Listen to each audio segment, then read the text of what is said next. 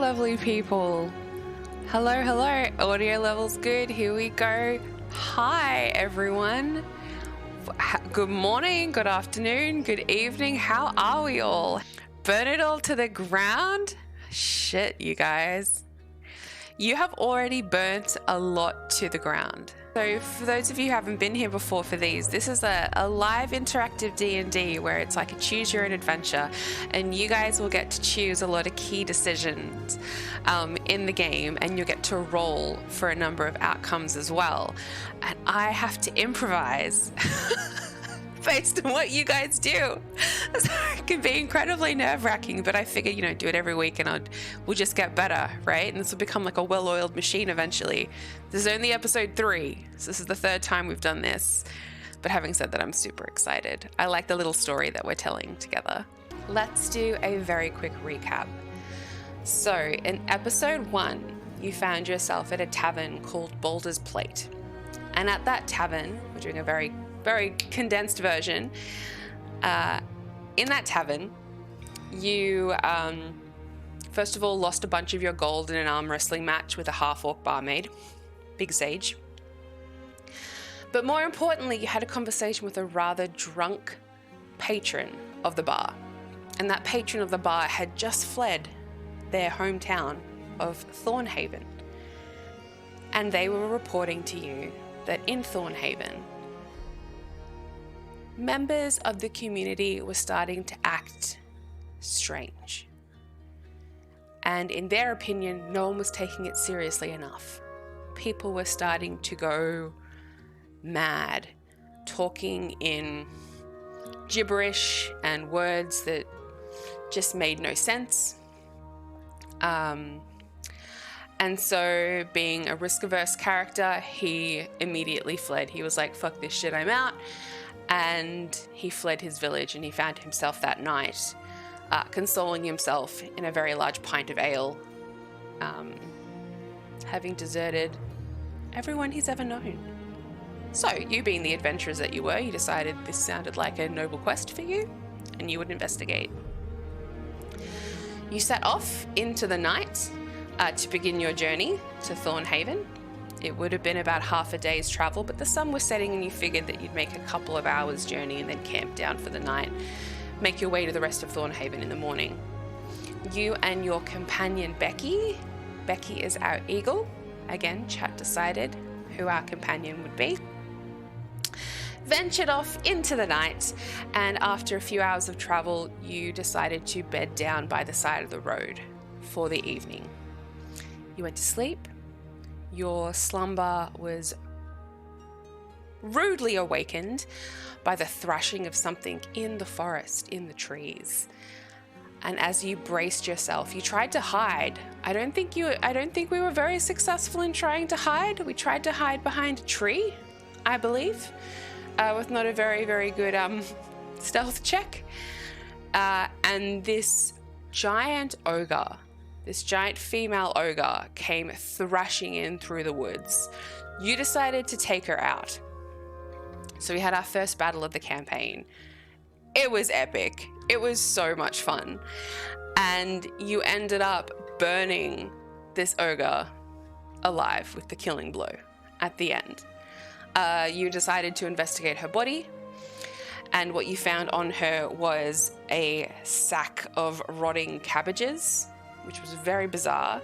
And we have since learned that this ogre is a unique kind amongst her species. She was a vegetarian ogre, which was bizarre to learn.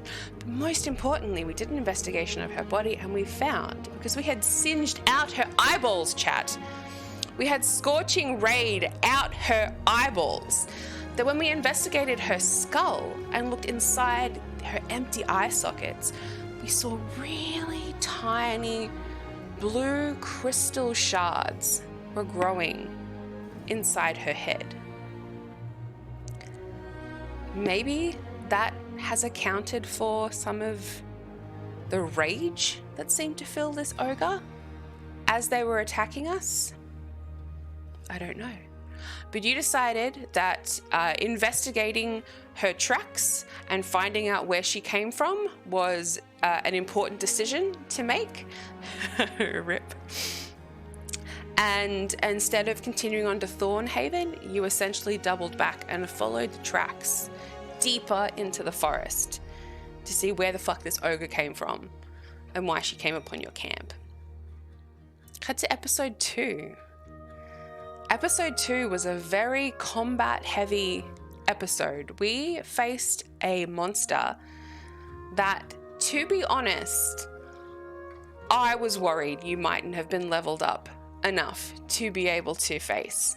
So we ventured through the forest, we found an ogre encampment, and we heard the voices of 2 ogres having a conversation about a third ogre called Henrietta, who was acting really, really strange.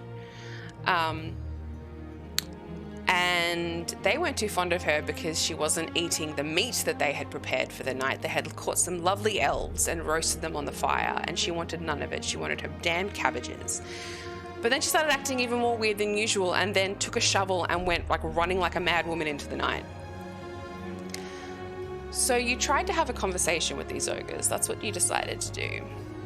And whilst having a conversation with these ogres, you discovered that they had a prisoner with them. They had a small halfling that they were preparing to eat for dessert. And being the noble heroes that you were, you decided that you would rescue the halfling. You came in with a really, really coy plan to help them cook the halfling. Oh, by the way, when I say they, you discovered that it wasn't 2 individual ogres having a conversation, it was an etin. And for those of you who don't know what an etin is a double-headed ogre. It's like an ogre and a giant had a baby that got mutated and spawned 2 heads. So when I say I did not think you were equipped to fight this thing, I didn't. I didn't think you were. But you decided saving the halfling was more important than, I guess, your lives, and being the heroes that you are, you fought it. You told the halfling when it got loose to run, and you started to battle the etin. Definitely go back and watch episode 2, which is up on the YouTube now if you want to watch that battle. It was a lot of fun. There were a lot of close moments. We took some big hits. We used blur really, really effectively. Just when we thought we were about to get super fucked up, the halfling returned to help us in the battle and took the attention off us onto himself, and in the process got... Oh, chat, he was so close to being dead. Barely by the skin of our teeth did we get through this battle, barely through the skin of the halfling's teeth. There was one crucial roll that we had to do last week where if a certain number had been hit, our halfling friend would have died. And the dice gods were in our favor. I think he had like 2 hit points left after that blow instead of being fully dead. And the 2 of you rallied together and you brought down this ogre. And as chat has already said, we burning hands its face. So we had killed, what ended up happening is we'd killed one half of it. One was a dead head. There was one head still alive. We burnt the fuck out of it. And that's kind of where we concluded. We had healed up. We had cast Cure Wounds on our halfling friend to restore them to health. We're still pretty beaten up. We learnt the halfling's name. His name was Mike. And that's basically where we concluded episode 2. Am I ready? I don't know. We'll make shit up. We'll just have to see. Okay, let's go.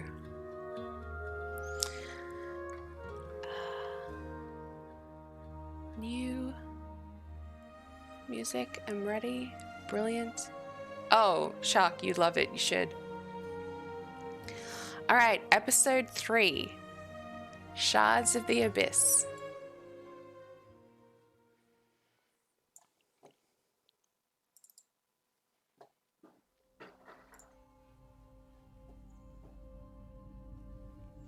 As always, chat, please let me know if audio levels need to be balanced.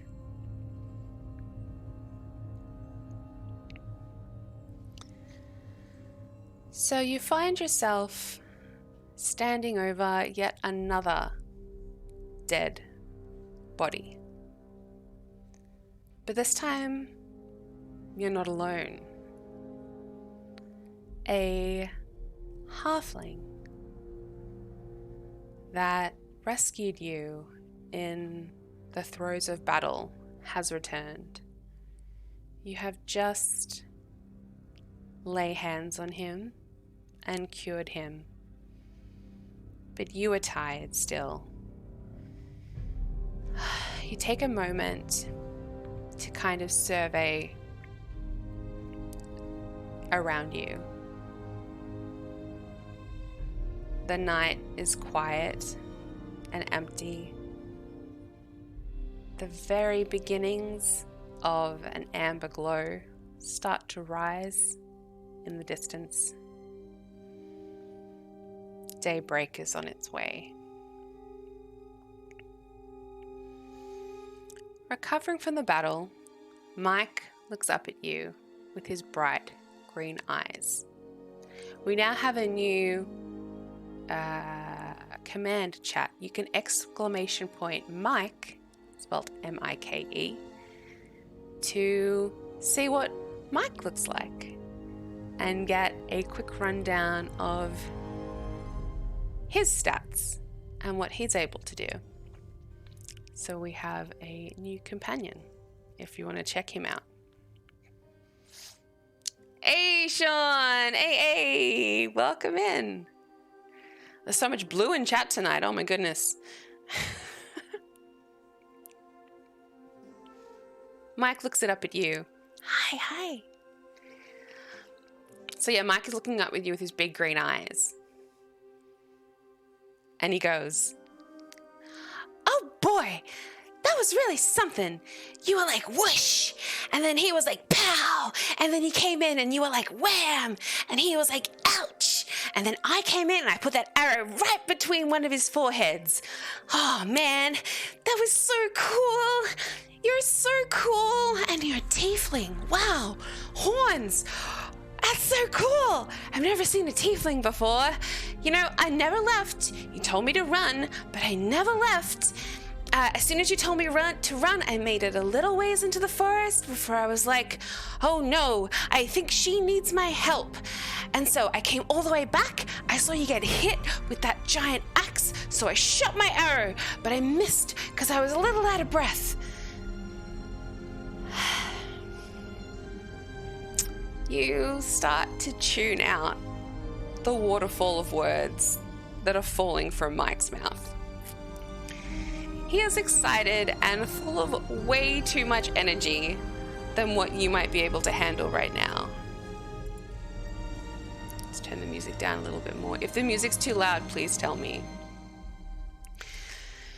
You can still feel the warmth of your own blood flowing from your rib cage. I'm gonna call you Bilbo, buddy. He is an excitable little guy. You feel the warmth, yes, of the blood still trickling from your rib cage where you were hit with a morning star. Mike goes, "Are you okay? Oh, maybe you should sit down. My mum fainted because of blood loss once. She cut off her little finger while she was cooking. Scared Dad silly it did. But I saw he splashed her with water to wake her up. I got some water in my water skin, so if you faint, don't worry, I'm gonna splash you." So chat, what are your impressions of our new, excitable, mischievous little companion?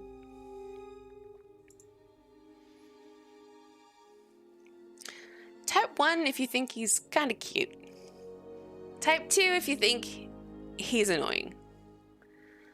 Type 3 if you think he can't be trusted. Type 4 if you think not a fan, but he could be useful. We don't have an alignment, Geeth. Because depending on what chat decides, our alignment might give and take. And I don't want you to feel anything. 2, but he can grow on me. 4.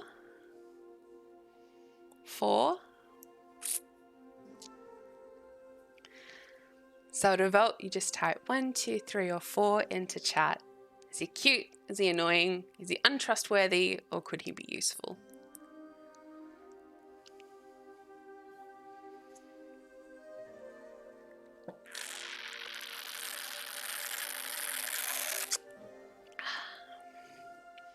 Like, he can grow on you like a fungus. Yeah, let's just go with neutral.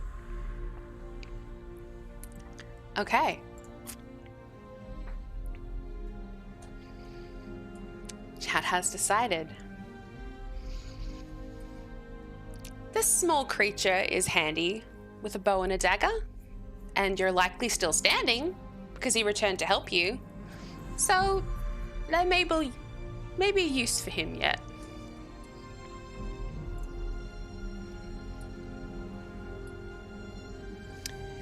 So you size up this halfling, thinking there's no point shooing him away, telling him to get lost. You don't feel any strong kinship towards him either. He is useful. So what is the first question that you ask Mike? What do you want to know about him? Where are your parents? He's clearly young. Where are your parents, child? 2, how old are you? Remember, he's a halfling, so they kind of look younger than they are. 3, what are you doing here, my guy? Mikey Meat Shield?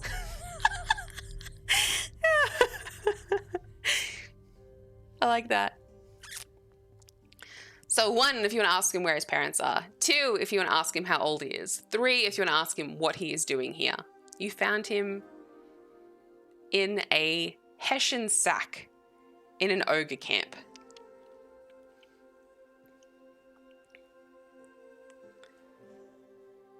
Oof, got a tie. Would someone in chat like to break the tie?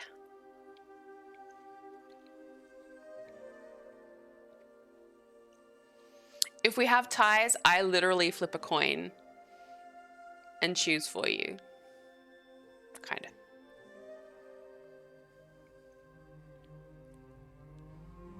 Mickey the Moose. Mickey the Meat Shield. Mickey the Mouse. Alright, we're gonna have to toss a coin.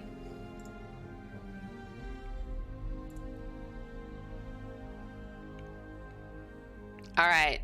You know how this works. I roll a d20 in chat. Oh, no. I hid the poll, but Ems came in at the last minute. I will give that to you. Hey, TBB. How's it going? All right, we're going to ask him, what are you doing here? I'm here to tie break. Hello, Harry. Nice. Good Saturday job video editing. Okay. So you look down at this excitable little halfling child, man.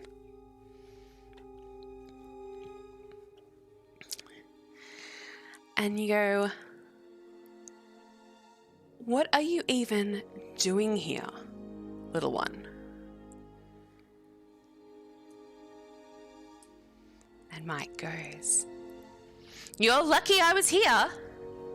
I knew all my practice adventuring would pay off one day. And here I stand. Mike the...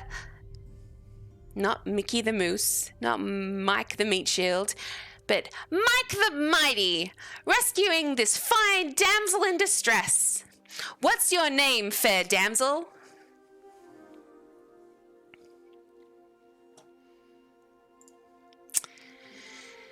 You look down at his beaming face. Are you going to play along? Type 1 for yes. Type 2 for no. He called you a damsel in distress. Mike the Mighty.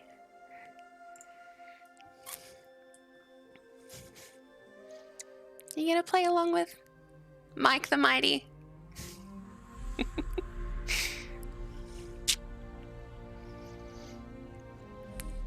Oh shit, what? You guys. You're like, fuck this kid. Play along, he's a noob. Oh my goodness. Well, I think it's pretty definitive, chat. Can we just drop kick him? Oh, no. It's not an option yet. He's a sus buddy. So you stare down at the child and you roll your eyes. You don't have time for these games. And you grunt. My name is Sin. He doesn't notice the disdain in your voice. He goes, "Oh, Sin, that's a strange name for a damsel. I don't think anyone in my town of Thornhaven has that name. Oh, my parents are going to be so mad with me." But he seems to giggle in delight at that thought. They're back home in Thornhaven. Sin. Okay, Sin. Maybe we could be adventurers together. You know, these ogres, they tried to eat me 3 times. But each time, I convinced them I wasn't going to taste very good. Here, smell this. And Mike digs into his pockets and pulls out a handful of herbs. Rosemary, thyme. Shoves it in your face. And the herby sweetness of those plants is a mercy in this putrid camp. Remember, you were surrounded by the bones picked clean of elves that these ogres had already eaten. Something rotten charred on a spit roast in the center of encampment. Bloodied rags, bloodied sacks, just guts and meat that they have flung whilst eating all over this place. It is a horrible smelling place.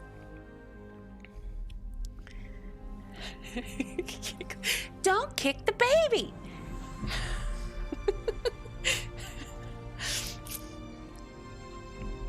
Mike continues in his excitable little rant. Turns out they hate the smell of this stuff. They thought I was rotten. Big dummies. Look, it was my job, you see. It was my job to pick the herbs for dinner. They grow heaps by the edge of Sunny Farms, this farm outside of Thornhaven, and Mum told me when I was done adventuring for the day to collect some for her for dinner. But Mike the Mighty never made it home. Instead, I was called into the heat of battle. I saw them ogres. They were stealing from Sunny Farm's crops, and I had to stop them. It's not my fault they're bigger than me, but with your help, we brought them down together, didn't we? We make a pretty good team, don't you say?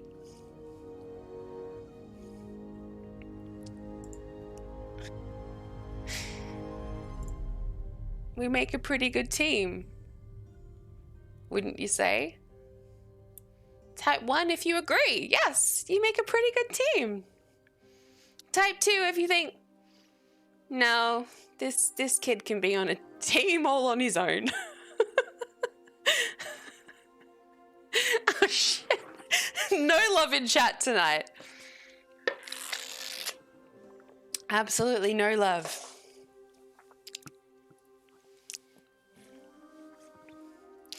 Is he really one of those people in the mall that squirt perfume on you without asking? Yeah. This little fool is gonna get kicked soon. Keith and Ems, my two good aligned people.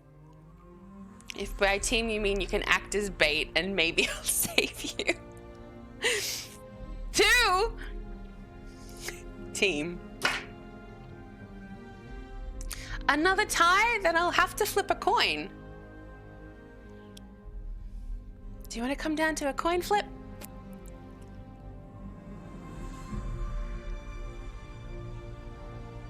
All right. Supporting my internet son on this one. Oh my goodness. Alrighty. Sean, you should have hit one. Team spelled backwards is what he is. Meat. Alright. This is what we're going to do before I roll a d20 in chat. If I get 1 to 10, it's a yes. If I get 11 to 20, it's a no. An 8. Can I roll to persuade you? Nope. This is how it works if there's a tie. So 1 to 10 is a yes. You've had a sudden change of heart. A few important pieces of information have just landed as this kid was speaking. He's from Thornhaven. That's where you're going. Thornhaven is where people are starting to act weird. Maybe this kid is useful after all, chat. He also mentioned a place called Sunny Farms outside of Thornhaven. What were the ogres doing at Sunny Farms? Is there maybe some kind of connection between the ogres, Sunny Farms, Thornhaven, and the craziness that is going on?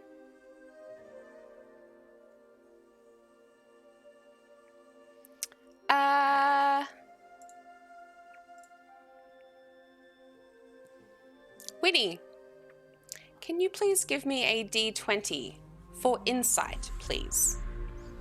We are going to kind of delve within the pieces of information in our own mind. It should be history. I'm just going to do insight because we're trying to piece together something in our own mind to see if a connection forms in your brain. With an 8. No. That's all you really piece together for now. Mike's from Thornhaven. You need to get to Thornhaven. People acting weird. Great. So Mike says to you, we'd make a pretty good team, wouldn't you say? And you decide to play along this time. Given that information, you go, you betcha, Mike. It was a good thing I had you. Now, where was it that you're from? Thornhaven, you say. Because that's pretty interesting, you see. I'm on my way there, actually. When you were last there, were people acting funny in any way?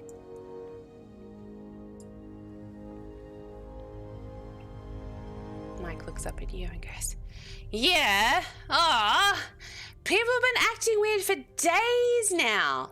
Scaring a lot of folks. Not me, though. I'm brave. And I wanted to investigate, but my father wouldn't let me. They started to lock him up. The crazy ones, you know. And you look down at him and you smile. And you go, thanks, Mike. That's really helpful to know. So how changeable we can be with your decision-making chat. 1 minute you're like, fuck this kid. The next minute you're like, yeah, Mike, we make a great team. That's you guys. It's not me. I get the feeling Mike has a tinfoil helmet and cardboard armor. If you want to see what Mike looks like, !Mike, and you'll bring up a little link that'll take you to an image of what he looks like. Same way with Sin. If you want to see Sin in a lot more detail, !Sin,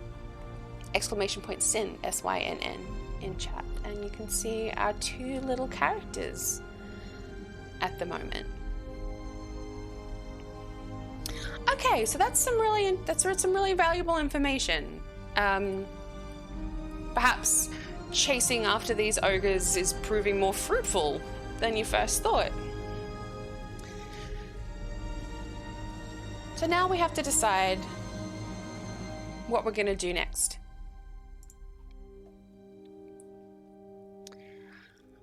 Are we going to take an extra moment and investigate the camp?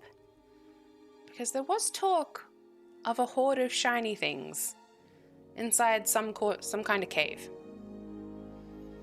Are we gonna loot the body of the dead Etten from last episode? We haven't gone near them since we fried their head to a crisp.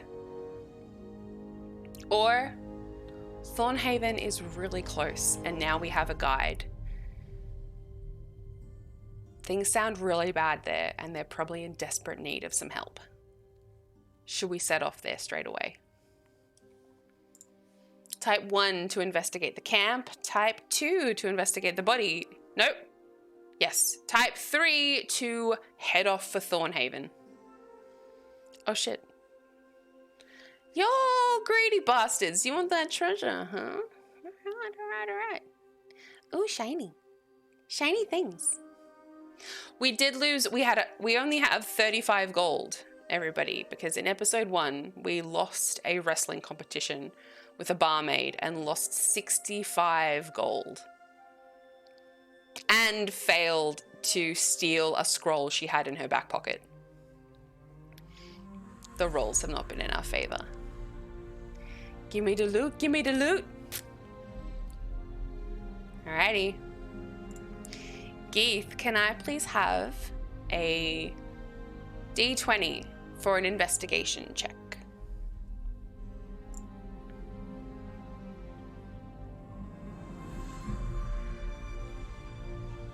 Can we sell Mike? Slave trade isn't something I had in mind for this campaign, but if the option presents itself, chat can decide. Geeth, can I please have a D20 for investigation? We get to add our intelligence modifier to this.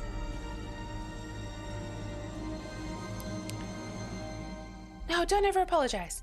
18! 18! Okay, amazing. So, with an 18, you start to search through the encampment. You decide, fuck it, I'm gonna get my hands dirty. You leave the Etten body where it is, though, and you're more concerned with their belongings. You go over to the side of the encampment where they seem to have piled up these sacks that once had dead bodies in it. You're looting around through the sacks, through the rags. You're trying to find any kind of like, they may have had, I don't know, backpacks on them. They may have been carrying stashes of things. You start to rifle through and you see a pouch. You find a pouch with this 18 and you open up the pouch and there's a number of things in it. The first thing you see as you open this pouch and you peer inside are all these giant, sharp, curved, brown and black toenails. It is a bag of orc toenails. Giant, stinking, putrid. You guys all know what that stuff under your toes smells like. Yeah, not great. That's a 21, even better. Something, though, with that high investigation roll makes you want to dig around in the bag of toenails. Delicious. So you start to rifle through this disgusting bag of toenails. Why anyone would want to keep a bag of toenails, I don't know. They're ogres. They're fucking weird. They're gross. The first thing you feel your hand on amongst these jagged, beats the smell of rosemary? No way. No way. You reach your hand in, you're getting pricked, right, by all the sharp edges of the fucking dirty toenails, and you feel something smooth. And you grab your hand around it and you pull it out. And it is a beautiful amethyst gemstone. Smooth purple gem. That's going to be worth a bit of coin. Nice. And you park that in your satchel. And you dig your hand back in. What else could there possibly be in this dirty bag of toenails? And an ad is about to start, everybody. So for my non-subscribers, you'll have to see on the other side what else is in this dirty bag. You reach further into the bag and there's a weight at the bottom of it. And you grab your hand around something slightly larger, smooth, cylindrical. You grab your hand around it and you pull that out. Yay, thank you for the gifted sub to Winnie. Winnie's here most Saturdays, so yay. And then you don't have to watch the fucking ads. Win-win. And it is a bottle. And inside the bottle is this mysterious gray liquid with this white film on top. You pop the top, have a bit of a sniff. Oh, it smells like fish waste. That salty, briny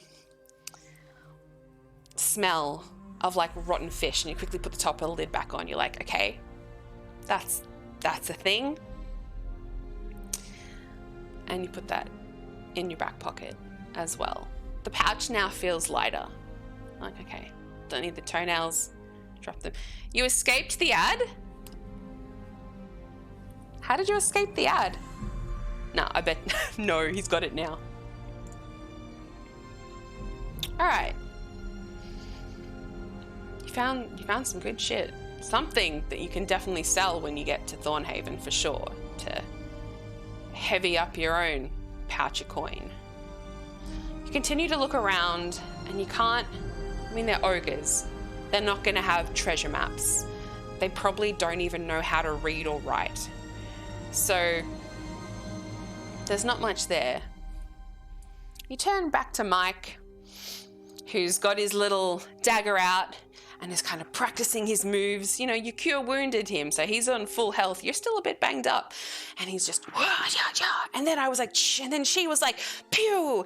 And then I came in like, phew. He's reliving his best memory of life in the background.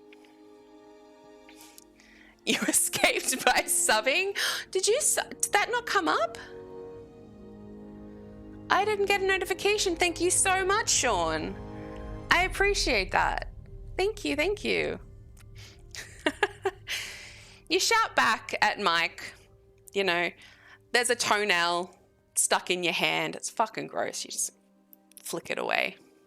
Hey, Mike, did you overhear the ogres say anything about treasure or a cave system nearby? You thought you still were? That's an 8-month badge there, my guy. Thank you. Mike's fighting an imaginary creature. He turns around and he goes, oh yeah, I heard them talk about loads of stuff. Like, one was calling the other one crazy because she wouldn't eat the elf that they had captured and cooked before me. Weirdos.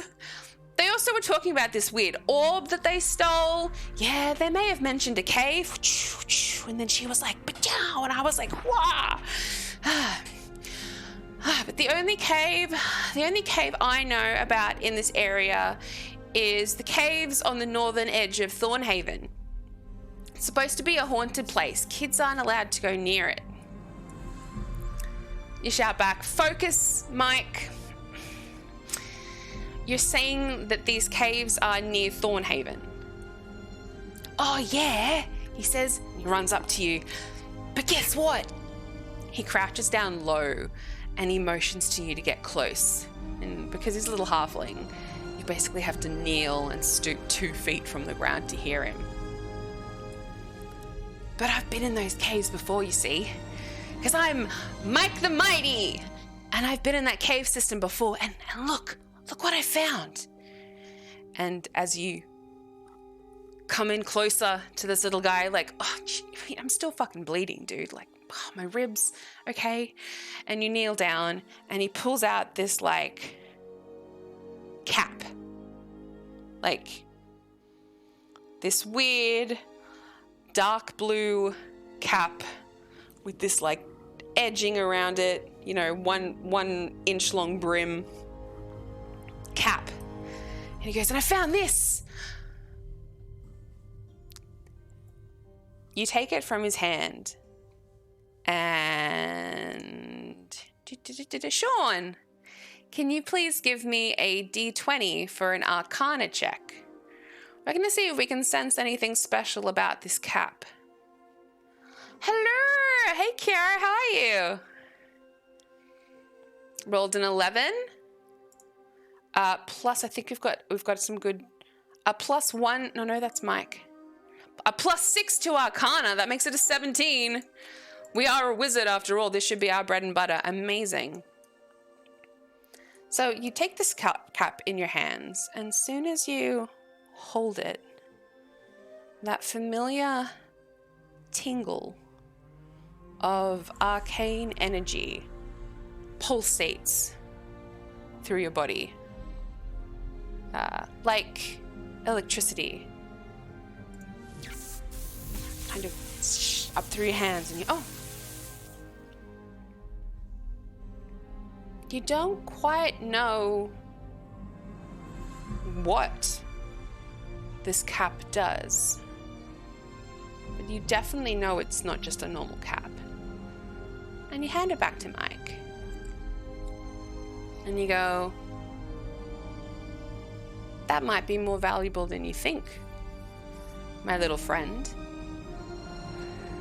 I'd hold on to that if I were you. And Mike beams up at you and he goes, it's my first piece of treasure. I don't know what it does, but I found it in that cave system, like I said, and I knew there was something special about it. I just knew it. And he shoves it back into his backpack.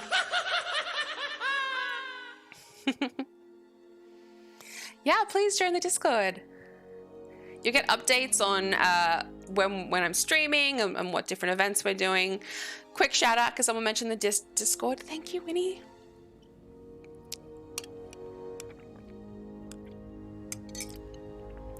Tomorrow, at this time plus 10 minutes, which is my midday, whatever time it is for you in the world, we're watching Winnie the Pooh, Blood and Honey in the Discord.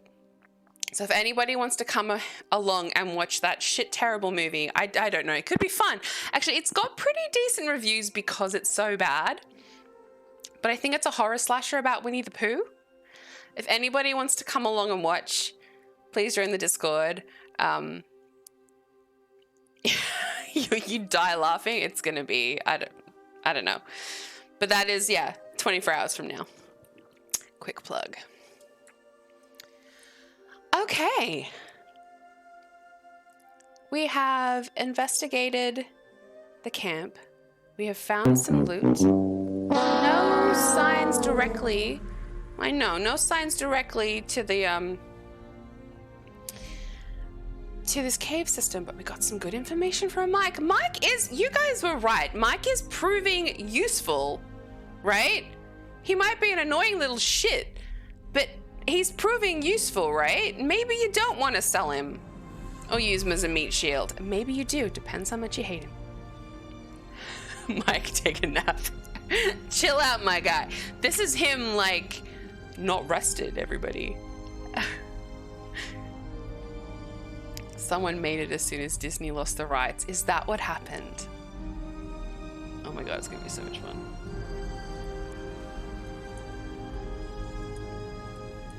Okay. So you've basically got all that you can possibly get information-wise from this camp. You've got loot, you've saved Mike, he has told you that people, he has confirmed as well, the second person to confirm that people from Thornhaven are acting weird. And you decide it is finally time to make for the town. Yeah? So we're going to pack our things. We're going to say during this time we took a short rest. So we don't have our spell slots back. As Geeth pointed out with his amazing memory, we're all out of spell slots. We have done 2 back-to-back battles over 2 episodes and not had time for a long rest. But the day is about to break. Thornhaven is really close. They're in trouble. Maybe we should make it there before we rest. And so we have healed.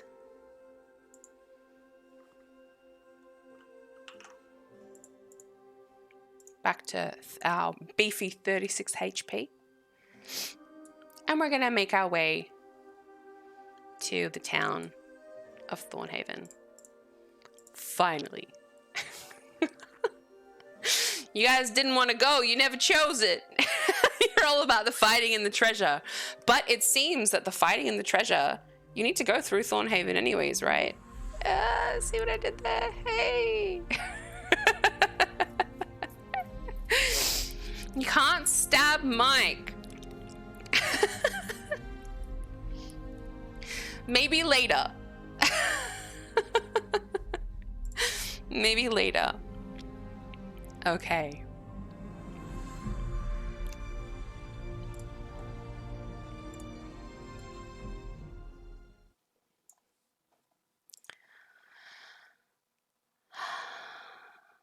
Part 2.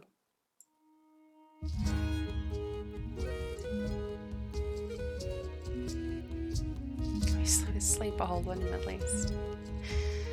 I will give you some kind of awful option later. How about that? How about that, chat?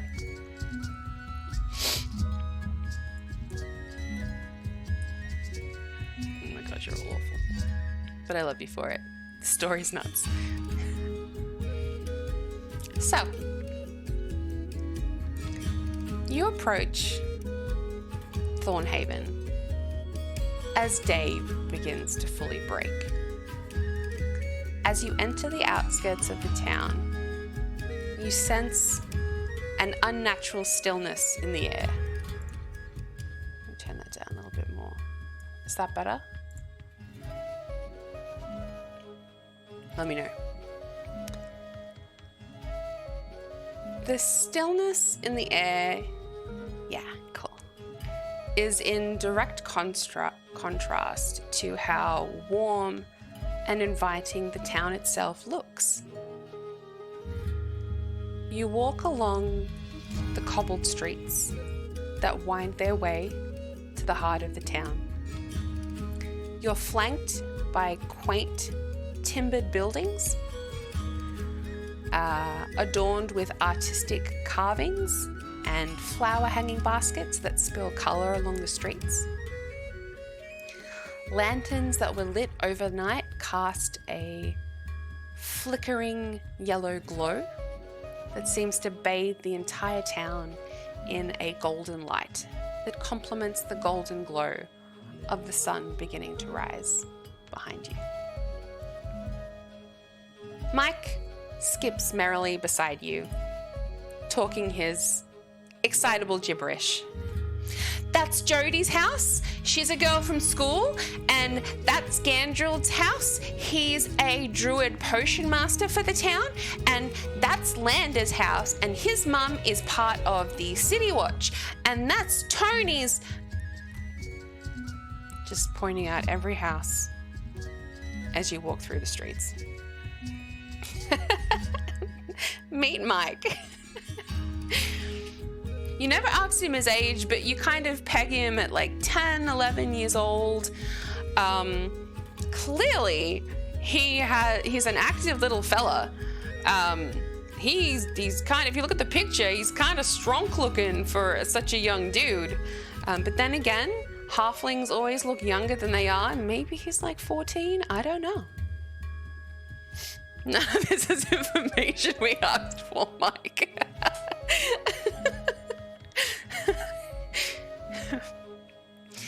and that's Sasha's house, and she kissed me on the cheek once in first grade, and that's...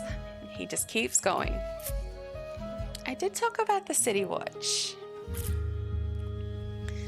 So you're walking down the cobblestone streets of Thornhaven. It is eerily quiet. It is probably about 5, 6 in the morning, right? You turn a corner and you see a small group of people gathered in the street in front of you.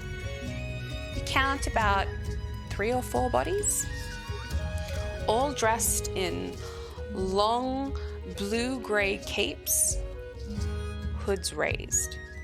They seem to be huddled and talking in hushed tones.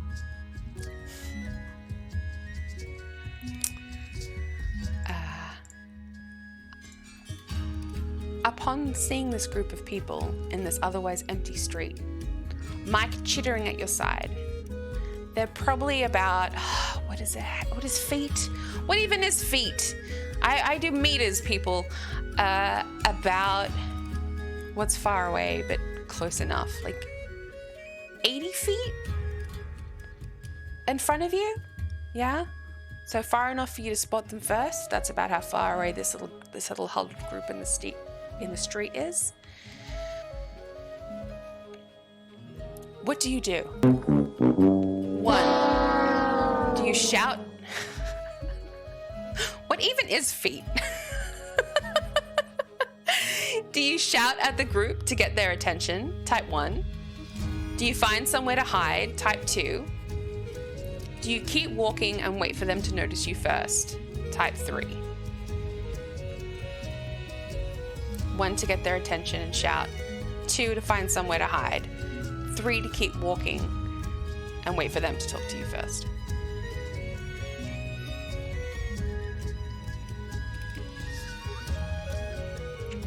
It's this really interesting combination of like, I can see who's risk averse and who's like,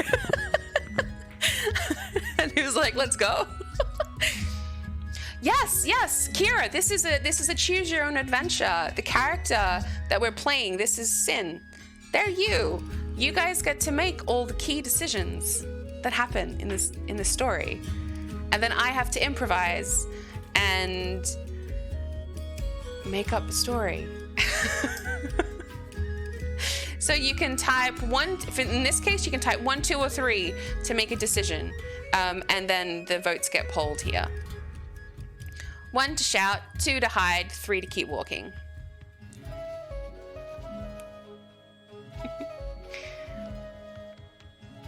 Pick up Mike in case they... Or just 4, pick up Mike as a meat shield.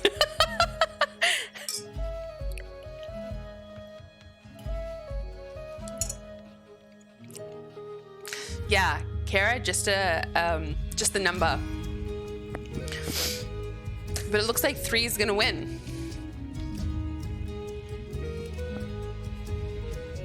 So you do this once a week and we just tell the same story bit by bit.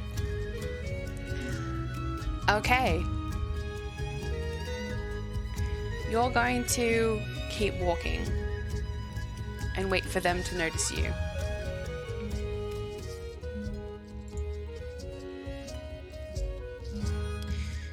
You keep approaching this group of people in the street. And Mike, who's been very distracted this whole time. And that's the herb shop. I remember we went there one time when Mom needed some kind of like special herb to put in a soup because my sister wasn't feeling well. And and one time I went down in that alleyway and little Danny accidentally kicked me. And he stops and he sees the group of people in the center of the street. And he, upon seeing them, you can sense in his body he's about to run into a full sprint at these people. You have but a second to grab him before he starts charging at these people. Who hasn't done a roll yet? Shark, can I have a D20 for a dexterity check to see if you can grapple this little guy before he legs it to this group of people you don't know in the middle of the street. He is about to run to them. Fuck it, you're gonna grab him and put your hand over his mouth. Rolled a 10. Okay, we have a modifier for dexterity, +1. So you rolled an 11. Okay, Kiara, have you ever played Dungeons and Dragons before?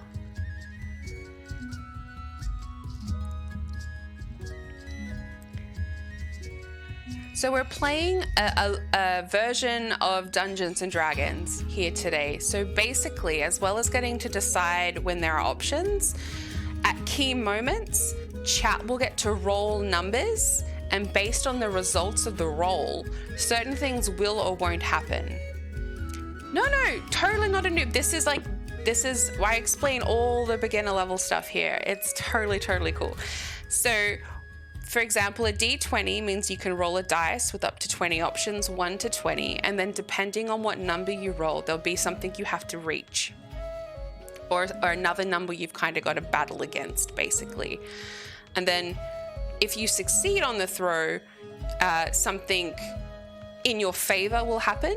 If you fail on the roll, something that you don't want to happen will happen. It doesn't necessarily mean good or bad, it's just favorable, unfavorable.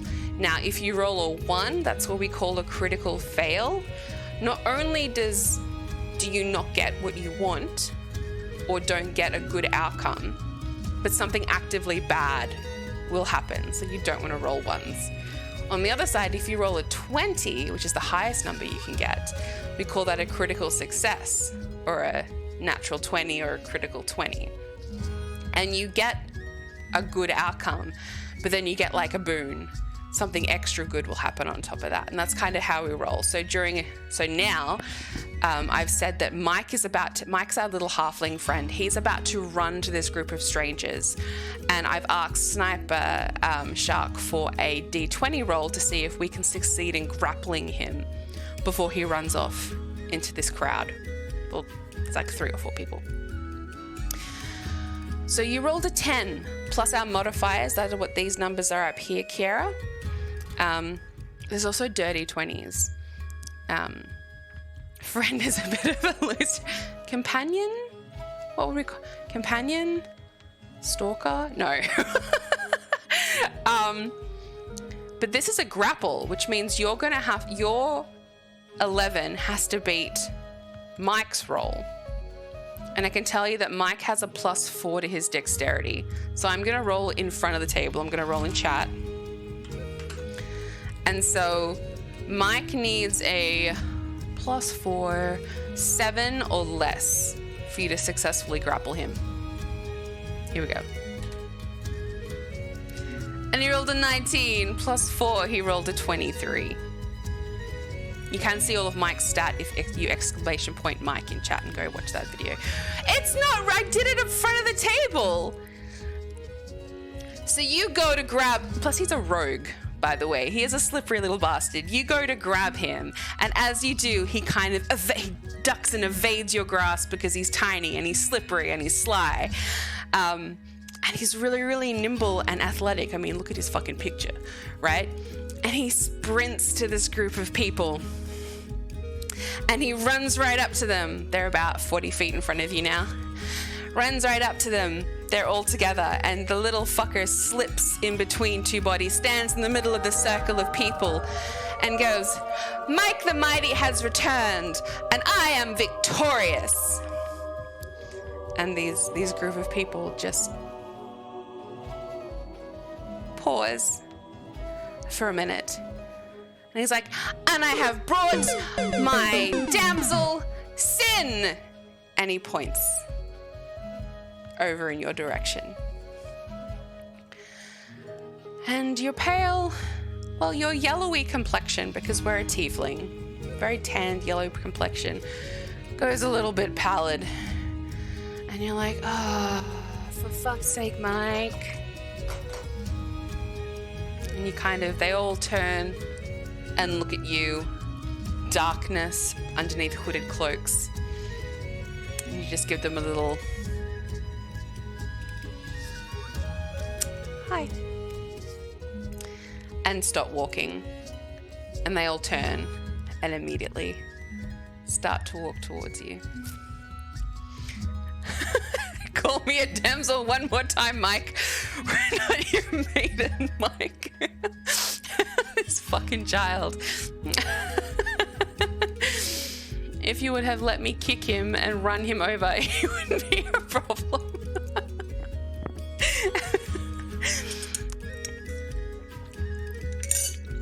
So this group of hooded figures, almost too quickly, start to rush towards you and make their way towards you.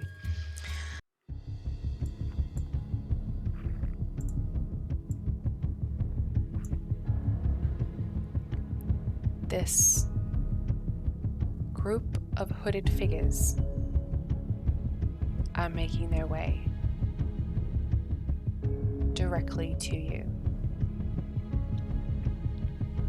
You've noticed as they've started walking towards you that one of them has grabbed Mike and is holding him really firmly by the wrist. He's not struggling hard, but he's more in an annoyed way, trying to break his wrist free. The other 4 cloaked figures walk and stop 10 feet from you.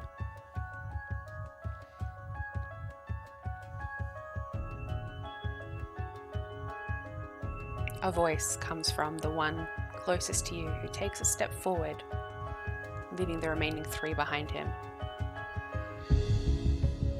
And he goes, "This young one's been missing for days.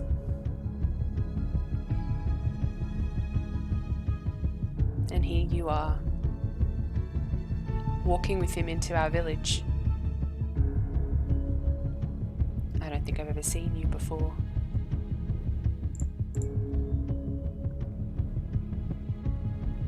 Now, this town is going through a lot. So I need you to tell me what you're doing with this young one."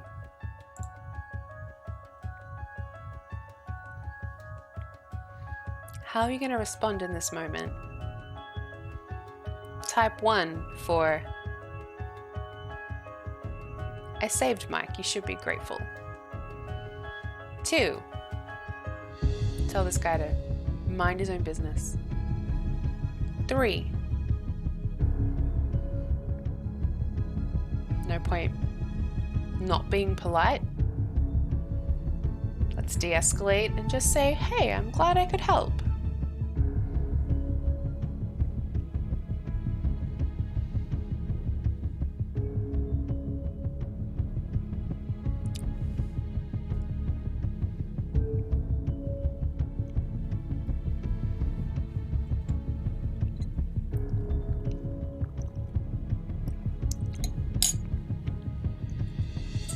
We're going to say that we saved Mike. You can tell him it's none of his damn business. Looks like no one's going to go with the more diplomatic response of, "Hey, I'm glad I could help."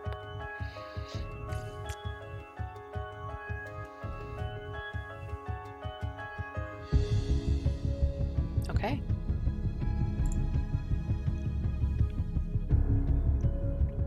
You look at this cloaked figure and you say, "I just saved Mike, that young halfling from this village. You should be more grateful." Now, I've been through a lot tonight, and I suggest that you pull back that hood. Show me who you are. Because there's 4 of you and 1 of me. And you know what I am now. I'm the person that saved one of your own. So how about you approach me with a little bit more respect and reveal who you are?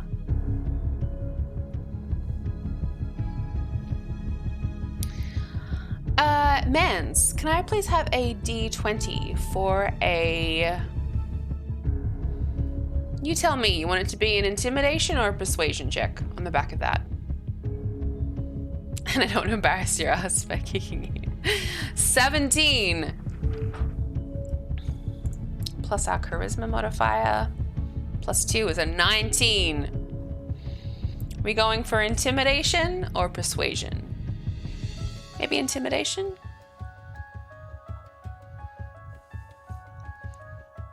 Big dog, big nuts. That's intimidation. Okay. The man under this hooded cape. A hood and cape. You can see his posture just shrinks the tiniest bit at what you've said. And he goes, all right then. As I said, he pulls back his cape. This town's been through a lot. And we are very wary of strangers because of what we've been through. But all right. You claim to have saved this one. You have our thanks. You have the gratitude of the entire town. And you see before you, as he pulls his cape back, kind of shrugs his coat back a little bit, you see an older human man, white short hair kind of slicked back, rugged beard, but well kept. He looks quite noble. He is wearing like a chainmail type of armor underneath this coat, wrapped in leather. You can see by his side he carries a long sword. There's a shield on his back. Let's just say you can see it under the hood. He's wearing a cape. Fuck it. Let's say he takes his whole fucking cape off. Yeah, there you go. You intimidated him to taking his whole cape off. You see he's got a shield on his back. DM fuckery. Improvisation. And on the front of his chainmail, he has a crest that looks like two crossed swords on the front, and a little diamond-shaped badge behind it. So a diamond-shaped badge with two crossed swords on it. Strip, bitch. And he goes, I am Bruno, the head of the Order of the Watchmen in Thornhaven, and the head marshal of this town. I'm not sure if you've heard much about the goings-on that we've been experiencing here, but every new face that passes through this town gets approached with the same skepticism. Because it has been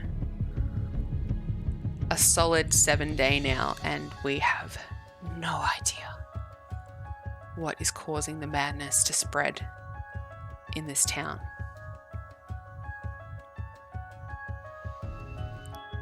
You turn around and you motion behind, and you go,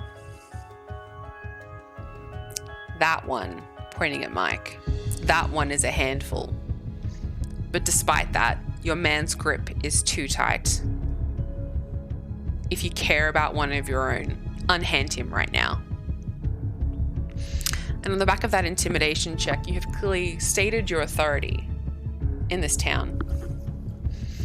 And Bruno signals to the guard behind him to release Mike. And Mike, given zero shits, just kind of skips la-dee-da-dee-da over to where you are. She tells the truth. She did save me, you know. We fought these ogres in the forest, and she burnt one of their heads off, and I shot my arrows, and Bruno, you would be so proud of me. I wielded my dagger and I threw it, and I got one of them right between the eyes, and I killed one of their heads. The thing had 2 heads, Bruno. You can tell that Bruno is very familiar with this young halfling. He almost has, you know, when people's eyes is just glaze over when they're pretending to listen to somebody, it's like automatic response as soon as Mike starts talking. And he basically ignores the presence of this little halfling. He continues to stare at you, though. Tell me, stranger, what has brought you to our town?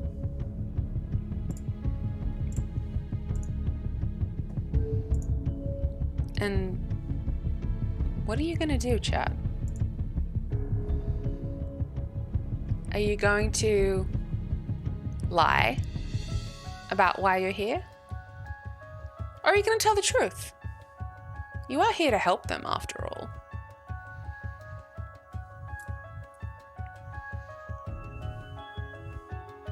His constant chat is driving the... We could start doing madness rolls.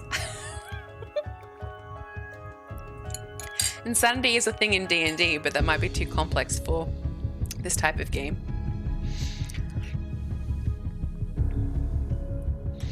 No worries, Winnie. Thank you so much for being here. I hope you've enjoyed it, and we'll see you next week. The VOD will be up on the YouTube if you want to catch the second half to see what happens. If not, we'll also recap next week. And to my non-subscriber friends and my beautiful lurkers, there is an ad starting in a minute. I am so sorry, but we'll see you on the other side. Bye, Winnie. Thanks for being here. I'm so glad you've got a sub. No ads for you. Okay, so we're going to tell the truth. We're telling the truth.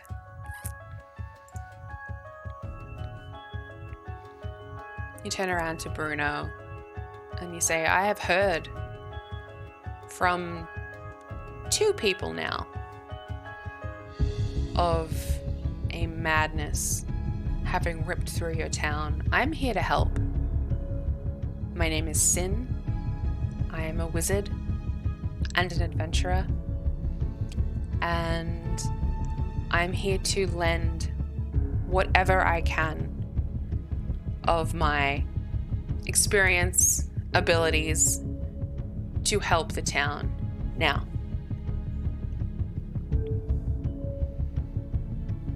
as always, I don't work for free.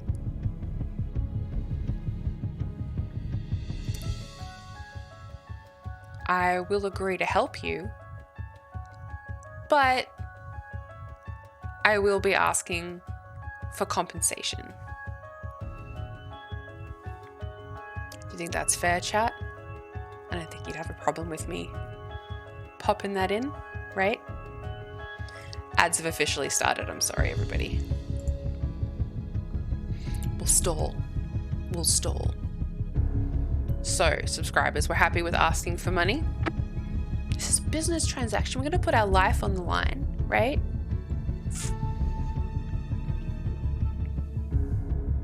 We need to get paid. That's right. The look in Bruno's eyes is of... He's very stoic looking, but there is a look in his eyes of desperation. And not a single element of his face changes as you ask for payment, for helping. He turns around and he goes, whatever must be done. We have no idea what is causing this. The town cleric, our most knowledgeable leader in all things mysterious and arcane and unnatural, she is unable to save anybody once they are stricken with this sickness. She has not been able to find the source of the problem, I suggest she be one of your contacts and ports of call. She'll be able to give you the most information. If you go to the Temple of Paylor in this town and ask for Eleanor, she is our high cleric and she will be able to help you. As long as you don't have to arm wrestle anything, will be okay. Sean, did you see episode 1 with the arm wrestling? Bruno also turns around and says, I think if you are to help us, that another important port would be for you to come with me to the prison beneath the watchtowers. I'll be able to show you firsthand the current survivors. We have had no idea what to do with them. They seem to follow a pattern of madness and violence, and so all we've known to do is imprison them. So I can take you to the prison. I can also take you to the temple. I can also see that you are wounded. As like a down payment, part of compensation for this work that you're doing for the town, I can take you to our finest tavern, and it's on the Watchman. I can take you to the Black Flagon, and you can seek some refuge and some respite, and recover from your wounds, because my friend, I can see that you are still bleeding. And you have our deepest thanks for whatever it took to save Mike. He's an annoying little shit, isn't he? Always goes missing, freaks his mum out all the time. Black Flagon.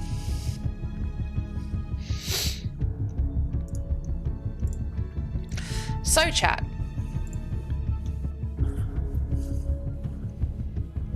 As we're now in the city, we have a couple of leads, and we have Bruno and the Watchman. They are in our debt. They've clearly been out all night looking for Mike, and here you just rock up with him. Where are you going to go? Are you going to go to the prison? See firsthand what these people driven to madness look like? Type 1. Are you going to go to the temple? Have a conversation with the cleric, who will have probably more insider knowledge than other people in this town? Type 2. If you think we need to prioritize rest, because we haven't got one yet, it's about 6 a.m. in the morning, should we get a couple hours sleep, replenish all of our spell slots? Type 3. We'll go to the tavern.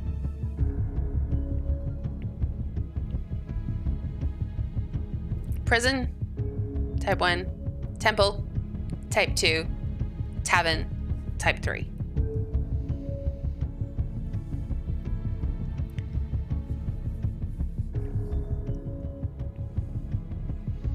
One, 3, 2. You can't. You can't re-vote once you voted.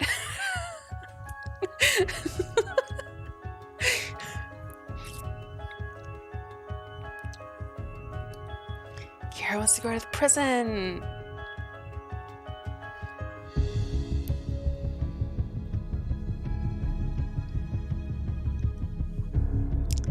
So, Mans, if I do take away your vote from the temple and give it to you in the tavern, that puts the tavern ahead.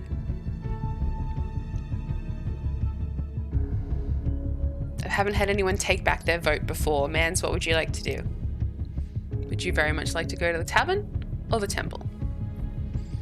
Or someone else could make a vote and then make it superfluous. Rest heal, please. Okay. Shall remove your votes from the temple, put it on the tavern. It's not the way voting is supposed to work. Consider that your warning. So you turn around to Bruno and you explain to him that you would very much like a moment to tend to your wounds. and you would appreciate a room and board and a hot meal. And if the town has time to sacrifice, that's what you would do. And Bruno looks at you and goes, "Of course, my friend, you are no help to us wounded, and not at your best. This has been going on for some days now. To be honest, when someone seems to get infected or cursed or whatever it is that has caused this illness to befall them, there's no cure. We've not the one that we've been able to find anyways. Most families at this point have resigned that their family members are as good as dead once this happens to them. So yes, my friend, rest well. When you are done, come to the watchtower, and me and my men will help you through the city to proceed with your investigations and see that nothing is spared in the help. We can talk about your payment later, but we are in such desperate need. This town will band together and spare no cost to see that you are fairly compensated." So he tells one of his watchmen to take you and navigate you through the streets of Thornhaven to the tavern. And Mike steadies himself up and goes to trot beside you. And Bruno grabs him by the shoulder and goes, "Hold on, not you. Your mother and father are worried sick. And where she's going is no place for a young'un like you. Off you trot now. Come on, back home. This is the end of your adventure." And Mike's like, "No! She said we were a team. Anywhere she goes, I goes. She is my damsel and I am Mike the Mighty, and we protect each other. Right? We protect each other. I can come with you, Sin, yes?"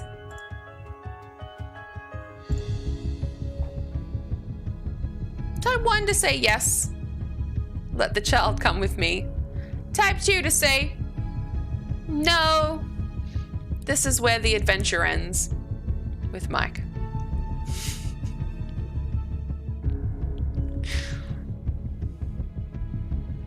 When I told you about calling me a damsel.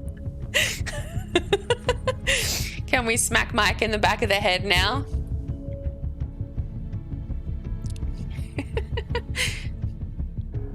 Maybe, depending on what the outcome here. Type 1 for yes, type 2 for no. Mike is asking to come with you to the tavern. Bruno, the marshal and head of the watchmen of Thornhaven, has just told Mike to go home to his parents because they're incredibly worried about him. So do you say yes, he can come with you? Or do you say no, go home to your parents, you can't come with me? 50-50. Kiara's saying yes too. Oh shit, come with us? Oh, you guys. Oh shit. Are you even old enough? Well, the Bruno turned around and said it's not a place for a young'un like him. It's a tavern. There's booze, gambling, maybe a couple of women of the night. It is one of their finest establishments though, so at least it'll be nice and clean.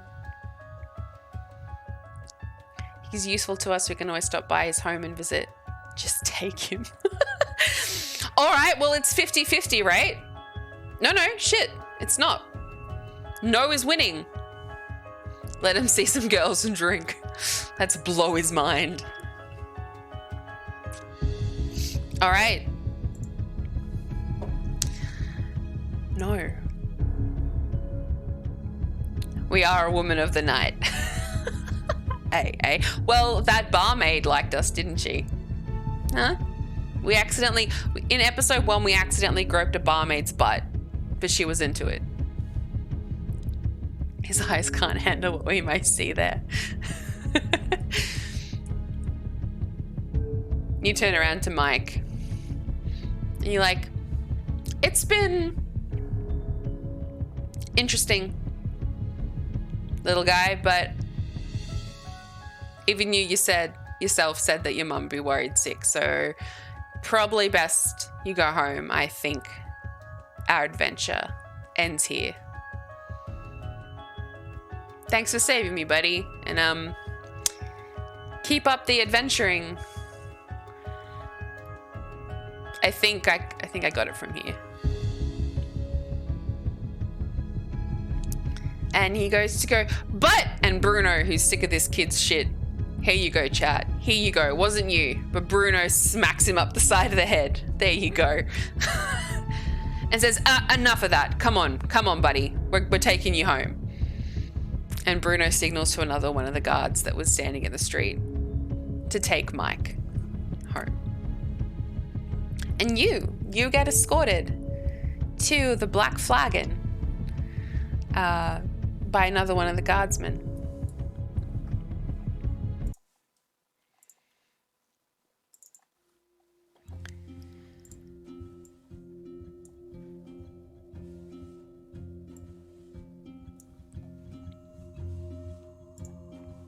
You enter the tavern. It is a very nice establishment. Dark wood floors, dark wood walls, a black kind of marble countertop. At 6 a.m, there's no one there except the tavern keep standing behind the desk.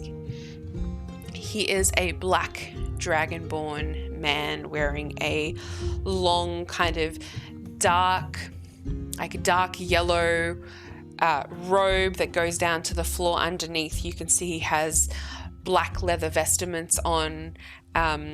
This dragonborn is wearing those two little round spectacles that sit on the end of his snout. He has a mat of like dreadlocked hair kind of pulled back up and into a top knot on the top of his head. And as you walk inside the tavern, the guy looks up and he's like, "What can I do you for?" I assume at this hour of the morning, breakfast? We're not usually open this early, but sometimes a few of our guests come down, so would you like it? What can I do you for? The guard promptly walks past you inside the tavern, whispers something into the ear of the tavern keep, and his eyes flicker up, and he stares hard at you as something's being whispered to him, and he goes, I see. Right. Oh, the missing halfling. Okay. On the house. Not a worry. And he ushers you to come inside. Sausage, egg, and cheese, please. You go inside and you take a seat at the bar.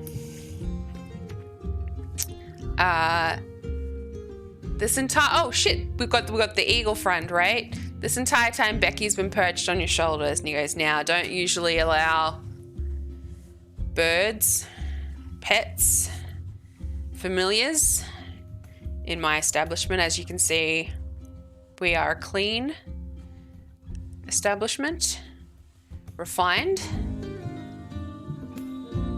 but thank you for saving one of our own, and I've just heard what you're going to do for us, so breakfast is on me. Your room and board is on the night watchman, apparently. Make yourself at home." So chat, would you like to take a long rest?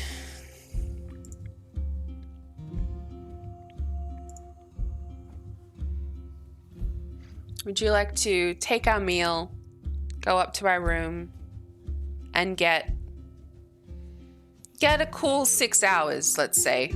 I know 8 hours is usually a long rest, but whatever. It can be 2 o'clock in the afternoon when we get up. We're taking our rest. Yes, I mean 1. Cool. On our character sheet, let me long rest. We now have all of our HP bumped up, which it already was after the short rest, but we now have all of our spell slots. So if you exclamation point sin, we now have all of our spell slots returned to us and ready to go. 4 first level spell slots and 4 second level spell slots for this particular campaign. We should have 3, but I'm giving us 4 because fun. You get up pretty late sometimes. All right, so you get a good rest, safe rest. I'm not rolling to disturb you in any way. You get your full 8 hours. You wake up, tummy still full, rested, wounds healed, feeling good for the second half of our journey. Geith wanted to just rest so bad. He just wanted to rest so bad.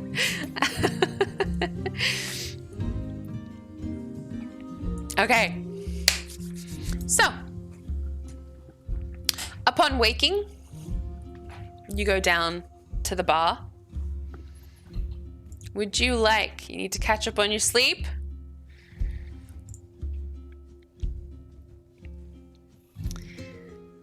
A lot of yes/no questions today, chat. This is a very story-driven as opposed to combat-driven episode today. Would you like a drink?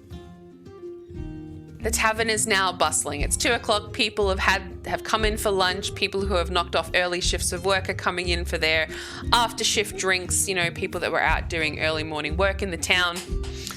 Local drunkards have started their afternoon drinking, going to descend into it all night. Would you like a drink before you set off on your travels, knowing that after you have a drink, we're going to have to... it won't be poisonous. No. It'll be like, would you like an ale? Or a shot of something? Excuse me, before you set off. 1 for yes, 2 for no.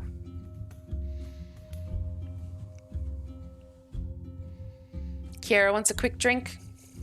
Sean wants a quick drink. Mans wants a quick drink. We quick drinking? Hair of the dog. Geith wants a quick drink.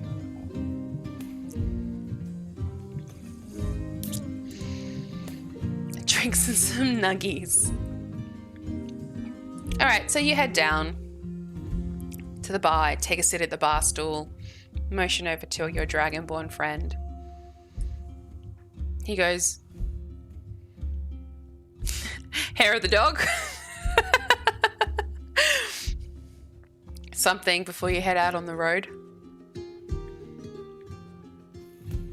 Name's Gesh, by the way. And you ask for an ale, a flagon of ale. And he fills it and sits it down in front of you. And he goes, on the house, of course. And then walks away. You start sipping on your ale. And Kiera, can I please get a D20 for a perception check? Please. Now, perception is to notice things, see things, hear things, feel things in an area. We're trying to see if we can perceive something. Rolled an 18. Amazing. We have a +1 with the wisdom modifier, so that is a 19. Lego! Good rolls today. So you're sitting there drinking your drink, and your attention is drawn to some, loud, hushed voices, like people that are whispering but very intentionally, and so therefore it's really loud.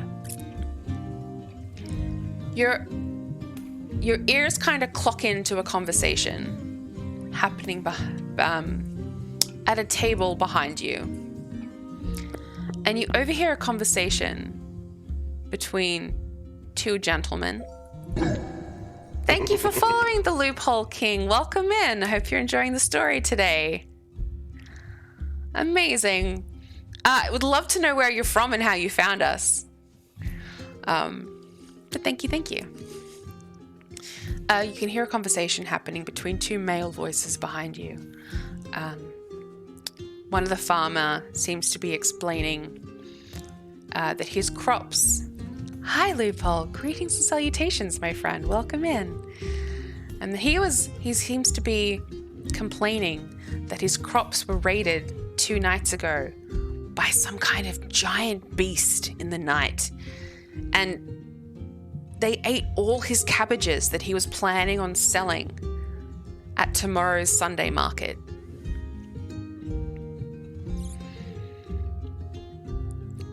What are you going to do, chat?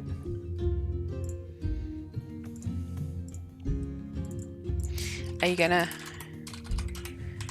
join in the conversation? Are you going to ignore them?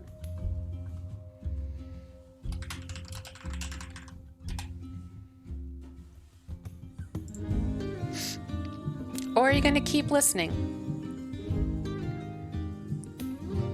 The recommended page, algorithm doing work. Nice. Well, with an interactive D&D adventure, chat get to decide what we do and make rolls. Oh shit, definitively just want to keep listening. Oh shit, I've noticed you guys, okay, I'll go for the full minute. It's been 33 seconds, but I've noticed you guys take that like very stealthy information gathering approach. We've never just run into an encampment or run up to somebody and talked. It's just this is the gameplay style of this character I'm noticing.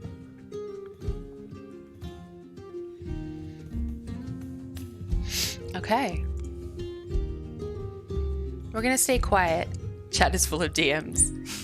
Yeah. Knowledge is power. This is true. Okay. So you continue to take sips of your ale.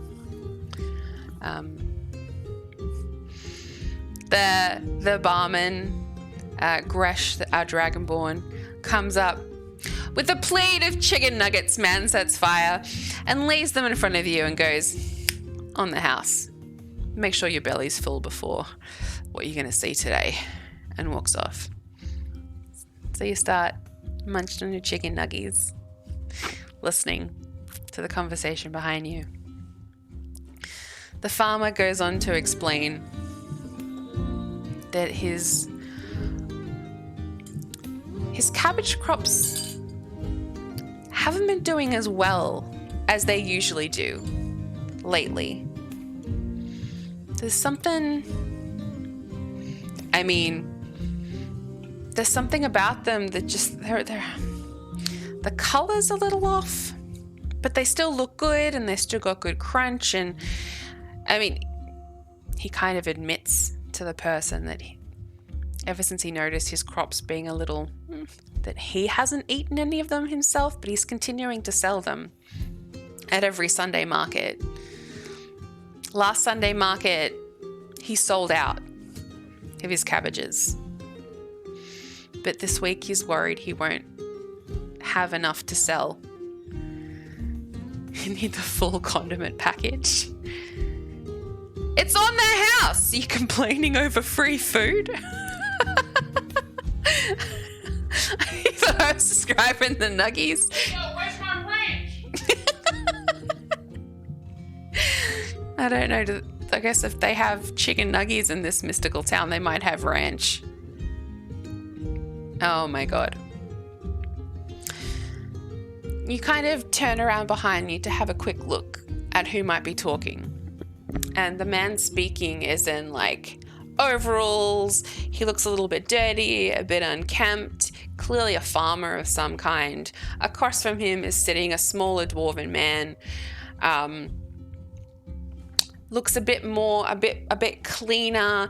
He's like kind of like nodding in sympathy. They've both finished a lunchtime meal and they're having this hushed conversation in low tones. You notice that in the middle of the table is a bowl of ranch. Just what your chicken, this has taken a turn. Just what your chicken nuggets need, chat. What are you going to do?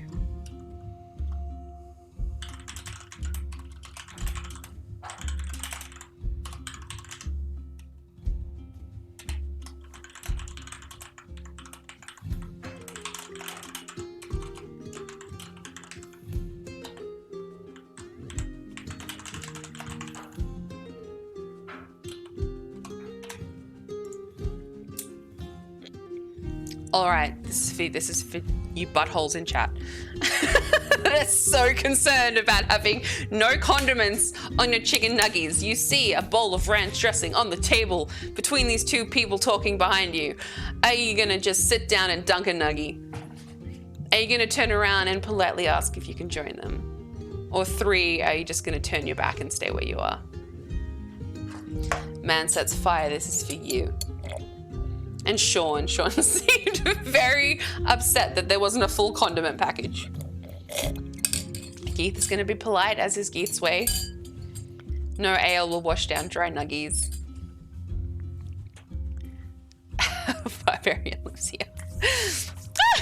We are a tiefling wizard. You better ranch. You better vote. Did you hear what's happening? I'm looking at it now. So behind you there is ranch on the table. So you have a chance to just turn around and... Chat, we need to steal that ranch. You have an option to just sit down and start dunking your nuggies in their ranch dressing. He's heading back to the computer. That's Man Sets Fire, everybody. Because we are tied at the moment. You could ever play as a true evil character. I'd like to see you try. I mean, you did stab a child in the head with a knife. That was pretty evil that one time. That was pretty evil. That was the dissension into being evil. Yeah, he did. If you want to watch, on my YouTube channel, the D&D one-shots and campaigns that we've done are all there. It's called the Delian Tomb, and Geeth's character takes a very interesting turn.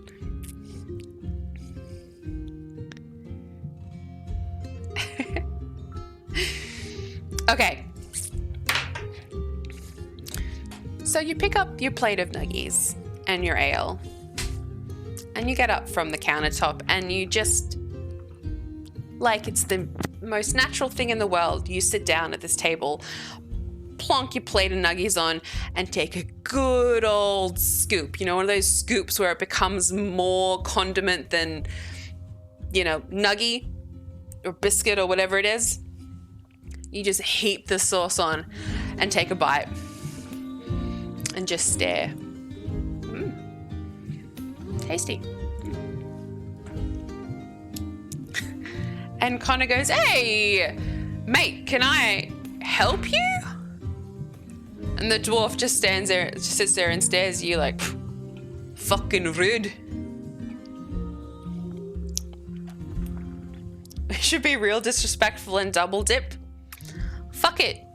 You go, "It's good ranch, thanks for sharing." And you double dip your nuggie and eat the second half of it. And he goes, "Hey, yo!"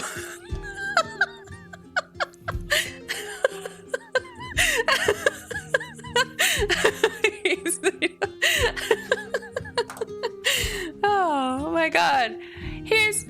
Are you quite right there? Wait, he's a all right, fuck it. He's a farmer. He's gonna have one of these. You quite right there, fella, lady, whatever you are, eating my ranch dressing. I'm here having a private conversation with my friend. This is the farmer now. He's going to have this bad American accent. I'm having this private conversation here with my friend. So if you would be so kind, you can gladly take that dirty, double-dipped ranch dressing and you can leave. Thank you kindly.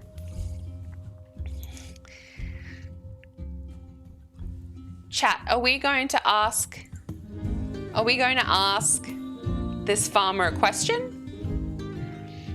What's good now, barkeep? Forgot my damn ranch sauce, but what's up? It's not private when you talk that loud. Fuck it, that's what you say in response. You turn around and you go, yeah, I like that a lot. You turn around and you go, listen here, Farmer Jim. It's not a private conversation when you talk that loud in a tavern, to be frank, isn't full of that many people, seeing as though lunch service is starting to wrap up. And so yeah, I did overhear your conversation. And you said something about cabbages being stolen by a monster in the night. Well, what's it to you? Why are you asking? That seems awful suspicious. Yeah, my cabbages were stolen some 2 nights ago by this giant beast, but looking at the cut of your jib, you seem like them fancy magic wielding types. Maybe it was you that summoned a beast. Took my cabbages. What class are we? We're a wizard.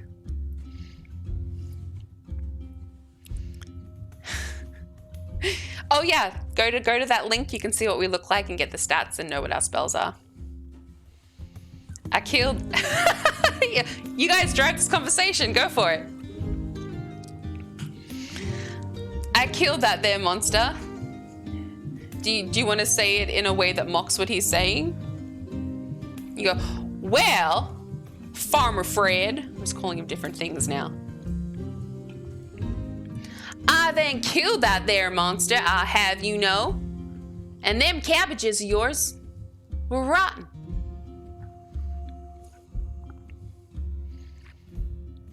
The farmer, pride hurt at the accusation of his cabbages being rotten.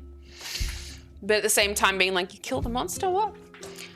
Look, name's not Fred or Jim. The name's Connor. Yeah. I am the farmer over at Sunny Farms. I feed this town with my crops all year round. I work hard. And my cabbages are the best in the region. No rotten cabbages around here. You just look at him and you say, a bardcore version of Sweet Home Alabama. And you just look at him and you're like, you just told your friend here that there's something funny about your cabbages. Look, I'm here to help. Like I said, I slayed that beast. And I'll have you know what that beast was an ogre. And that beast is also responsible for the kidnapping of Mike, a young halfling that lives in this town. And I have safely returned him to his parents. Yeah? And I'm here to actually help the town with that little madness problem that your people are experiencing. So when I sit down at this table and I take a delicious dip of my nuggies in your ranch dressing, I'm doing that for you. It's a weird way of me helping you. Yeah? So think about this ranch as like the first of many installments of payment that I am going to require for my services to help the town. Now, I slayed that beast and I brought that boy back. And the cabbages, by the time I got to them, they were rotten. I never said you made rotten cabbages, my guy. So you can calm your tits. Maybe be a little bit more forthcoming with information. Because I'm here to help. How's that, chat? You happy with that? Is that okay?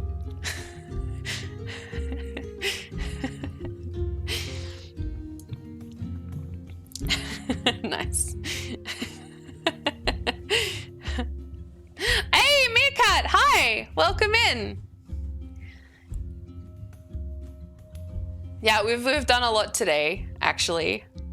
It's wild today. Sorry, I'm late, Mr. Class. So I will mark it on your report card, and if you get 3 in a row, then you'll get an F for attendance, and I'll have to tell your parents.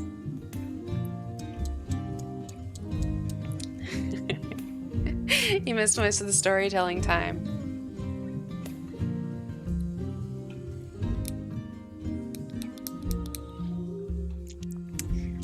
Sean, can you give me a insight check based on what you've said, to see if you can piece together a D20, please. Insight check. I'm doing insight whenever we need to put things together to see if your character perhaps realizes what you have just put together. And with a natural 1, you don't. You just think mystery solved. You just explained to this farmer your cabbages went missing. I found the culprit for you. I saved the halfling. Case closed.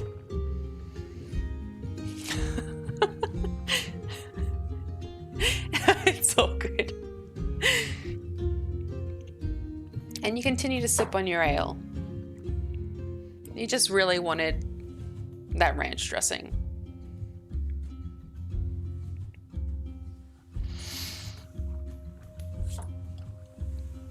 So with that in mind, I'd see you later, Miss Nymph, at last class. Yes.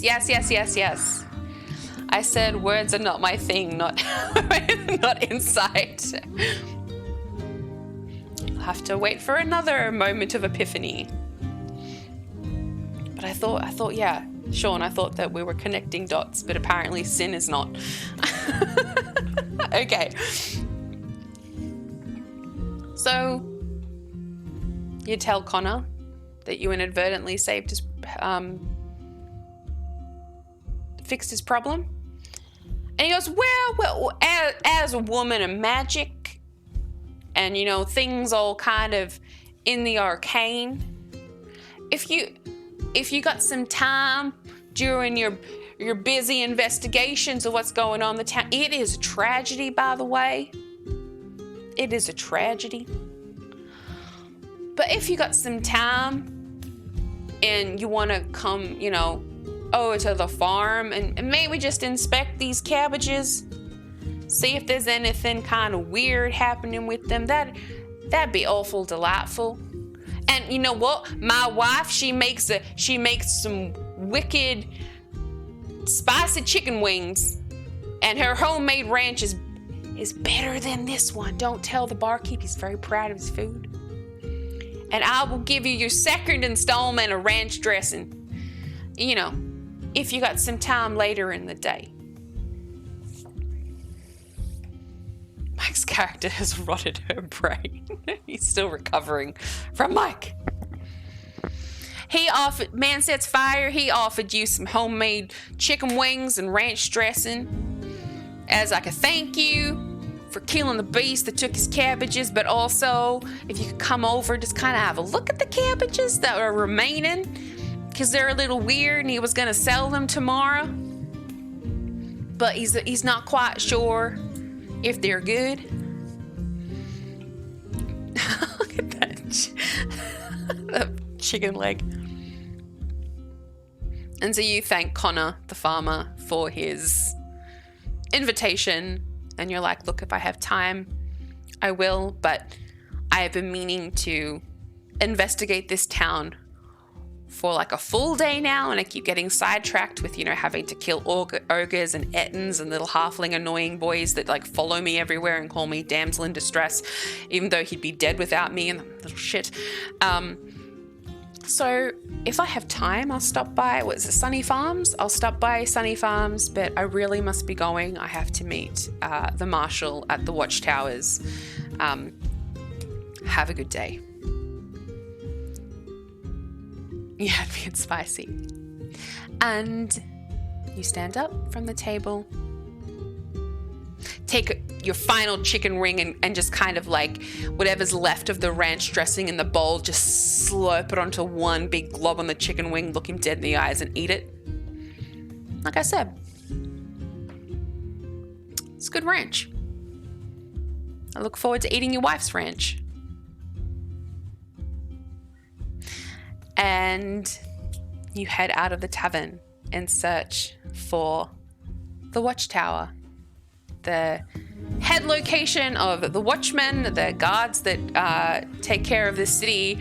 Bruno has told you that in the prison cells underneath the watchtower, they are holding many of the maddened villagers from the town because they don't know what to do with them. So every time someone starts to go mad, they kind of round them up and they put them in one of these prison cells. And he's invited you to come look at the bodies, and then extended a hand to take you to the temple to talk to the city cleric, who has started to investigate what is happening to these people.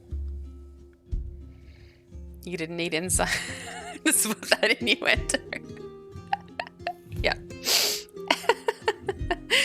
Oh my goodness. And that, my beautiful friends, is where we are going to conclude Chapter 3 of Shards of the Abyss. We didn't get to do any combat today. It was all investigation. There were many opportunities for our character to start to piece different parts of this puzzle together and this story together. Nothing that we have done or experienced so far is not somehow linked. And Sean had that core role that we needed for the character to piece together what Sean has pieced together. But with a natural one, we have no fucking clue, and so you're gonna have to find some other way for the character to get there. Yay! And that concludes episode 3, and you'll have to tune in next week to finally come face to face with one of these maddened villagers. And we'll see what that will reveal. We'll see what that will reveal next week.